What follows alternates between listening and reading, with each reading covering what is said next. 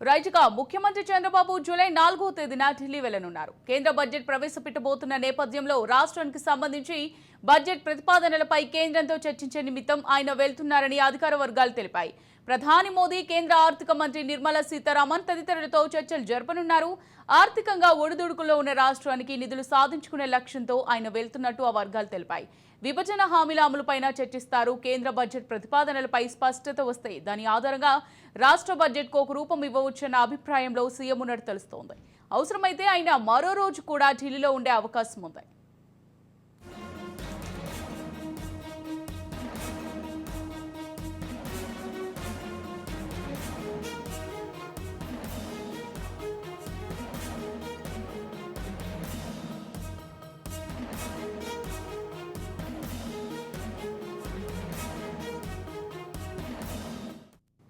Right ముఖ్యమంత్రి Chandrababu July 4వ తేదీన ఢిల్లీకి వెళ్లనున్నారు. కేంద్ర బడ్జెట్ ప్రవేశపెట్టబోతున్న నేపథ్యంలో రాష్ట్రానికి సంబంధించి బడ్జెట్ ప్రతిపాదనలపై కేంద్రంతో చర్చించే నిమిత్తం ఆయన వెళ్తున్నారని అధికారిక వర్గాలు తెలిపాయి. ఇక ఇదే అంశానికి సంబంధించి మరింత సమాచారం మా ప్రతినిధి శ్రీనివాస్ అందిస్తారు. శ్రీనివాస్, అమ్మని ఈ నెల 4వ తారీఖున ముఖ్యమంత్రి చంద్రబాబు నాయుడు మరొకసారి ఢిల్లీ వెళ్ళనున్నారు. గతంలో ఉన్నటువంటి అంటే ఎన్డీఏ కూటమికి ముందు ఏదైతే ఆంధ్రప్రదేశ్ ఇచ్చినటువంటి హామీలు ఏవైతున్నాయో వాటిని నెరవేర్చే దిశగా, అంతేకాకుండా ప్రధానమైనటువంటి అంశాలు ఏవైతున్నాయో ఇటు పోలవరం నిర్మాణం కావచ్చు, అదేవిధంగా ఇన్పుట్ సబ్సిడీకి సంబంధించినటువంటి అంశాలు కావచ్చు, రాష్ట్రానికి ఏదైతే కీలకమైనటువంటి అంశాలు పోలవరం ప్రాజెక్టు కావచ్చు, ఇలాంటి కీలకమైన అంశాలు ఏవైతే ఉన్నాయో వాటన్నిటి మీద చర్చించేందుకు మరొకసారి ఢిల్లీ వెళ్తున్నారని తెలుస్తుంది.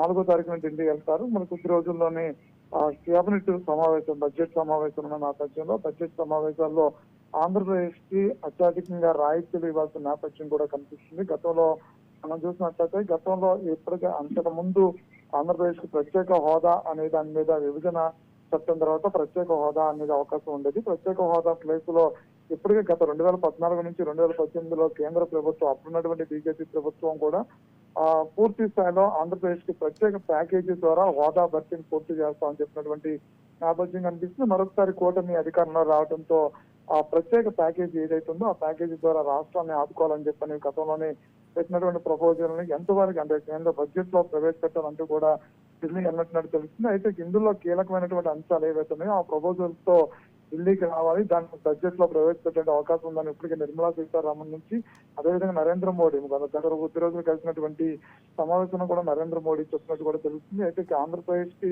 ప్రధానమైనటువంటి మౌలిక సదుపాయాలకు సంబంధించినటువంటి అంశాలు కావచ్చు, అదేవిధంగా ఇన్పుట్ సబ్సిడీ రైతులకు సంబంధించినటువంటి అంశాలు కావచ్చు, అదేవిధంగా పోలవరానికి సంబంధించిన విషయం కావచ్చు, అమరావతి నిర్మాణం గతంలో మనం చూసినట్లయితే అమరావతి నిర్మాణంలో పూర్తి స్థాయిలో 70-80% పనులు పూర్తయినవి నిలిచిపోయినటువంటి నేపథ్యం కనిపిస్తుంది.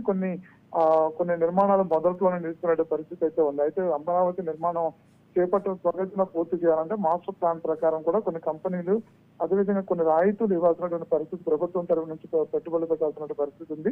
వాటన్నిటికి సంబంధించినటువంటి ఒక ప్రపోజల్ ఇప్పటికే సిద్ధం చేసినట్టు తెలుస్తుంది. అంతేకాకుండా మౌలిక సదుపాయాలకు సంబంధించిన రోడ్లు, మంచినీళ్ళు ఏవైతే ఉన్నాయో, పంచాయతీ నిధులు, అదేవిధంగా 14-15వ ఆర్థిక సంఘం ఇచ్చినటువంటి గతంలో ఇచ్చినటువంటి డబ్బులు కూడా పెన్షన్ పథకాలకు వినియోగించిన నేపథ్యం ఉంది. కాబట్టి ఆ డబ్బుల్ని కూడా ఆ పూర్తి స్థాయిలో మరొకసారి ఎన్ఆర్జీఎస్ సంబంధించినటువంటి డబ్బులు కావచ్చు, ఇవన్నింటినీ కూడా త్వరగతిన రిలీజ్ చేయాలంటూ కూడా ఒక కీలకమైన అంశాలతో కూడా ప్రపోజల్ తీసుకెళ్తున్నట్టు తెలుస్తుంది. ఈ ప్రపోజల్ అన్నింటి కూడా రానున్నటువంటి బడ్జెట్ సమావేశాల్లో ఆంధ్రప్రదేశ్ కి పెద్ద ఎత్తున బడ్జెట్ ప్రవేశపెట్టే అవకాశం కూడా కనిపిస్తుంది.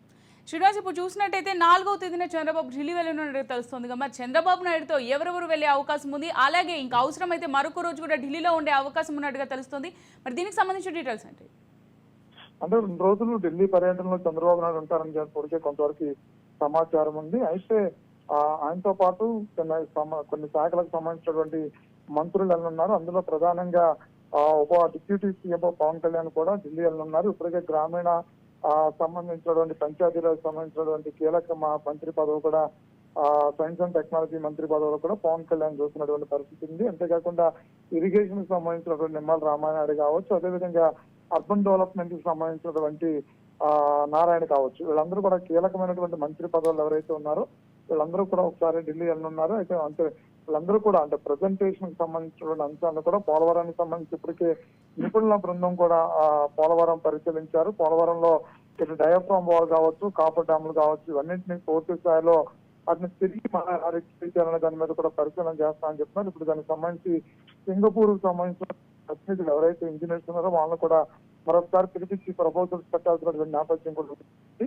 దీనికి సంబంధించిన ఢిల్లీకి వెళ్ళిన నేపథ్యంలో కొంతమంది అధికారులు, సిఎస్ తో పాటు కొంతమంది అధికారులు, అదేవిధంగా కొంతమంది కొన్ని శాఖలకు సంబంధించిన మంత్రులు కూడా వెళ్ళేటువంటి అవకాశం కనిపిస్తుంది. Right, thank you Srinivas.